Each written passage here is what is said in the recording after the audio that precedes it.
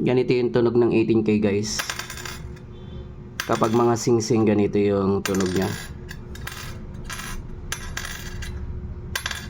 Yan, ganito yung tunog ng ginto. Ang next natin gagawin ay ituturo ko sa inyo kung paano alamin kung anong carats to, kung anong kilatis. Ang una natin gagawin ay kukuskus natin dito. Isang solid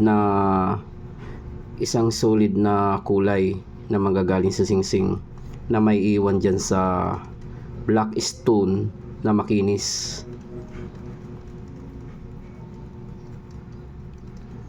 Ngayon guys, yan yung kulay nya.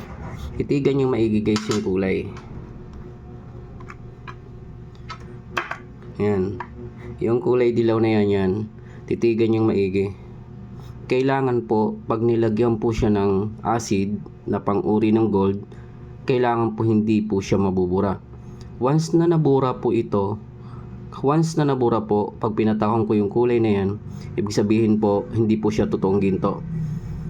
Pero kapag pinatakan ko ng asido itong kulay na to, at yung kulay dilaw na yan ay bigla siyang lumabo pero naandyan pa rin or nag-iba lang ang kulay, ibig sabihin 10K pababa o 10 karat pababa. Pero kapag ito pinatikan ko ngayon at hindi nagbago ng kulay, ibig sabihin ay hindi nagbago ng kulay, ay mag-uumpisa tayo sa 14 pataas. Ngayon guys, hindi siya nagbago ng kulay.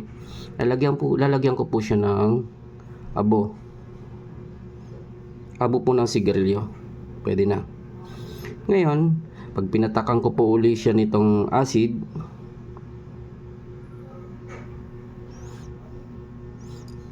kailangan guys na andyan pa rin yung kulay.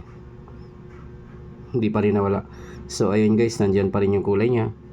Ayan o, may maaninag ka pa po. Buo pa rin po siya. Medyo hindi lang kasing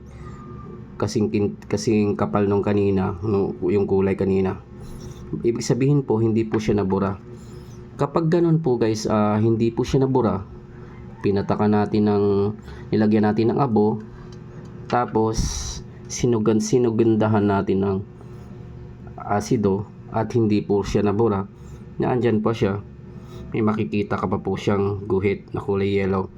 It means guys, ang uri po niyan ay 18 karat, 75% na gold.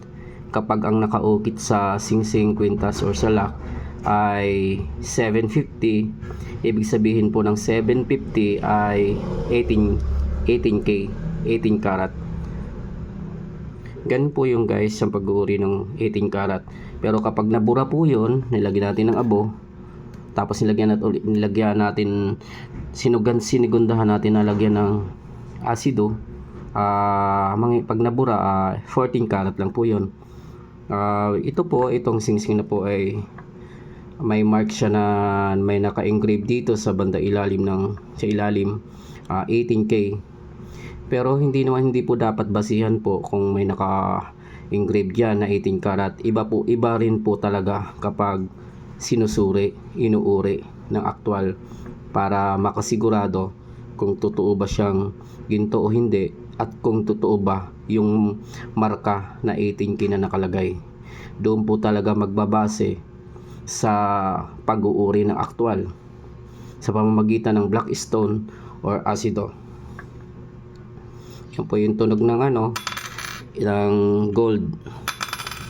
Pag mga singsing, ganun tunog. Pero kapag mga halimbawa makapal, like mga relo, ano lang po yun, iba yung tunog kasi makapal po yun. Wala siyang Okay guys, dito na lang po. Panoorin nyo lang po yung lahat ng videos ko about tutorial sa silver, about sa tutorial sa ginto, ganun din po sa tutorial sa relo. Maraming salamat sa inyo guys, sa mga tagapanood ng lahat ng video ko. Pa-like po, pa-share, and pa-subscribe ng YouTube channel ko. Click bell, pindutin nyo rin po yung bell button para laging updated kayo sa lahat ng video aking gagawin. Thank you very much guys. Dito na lang.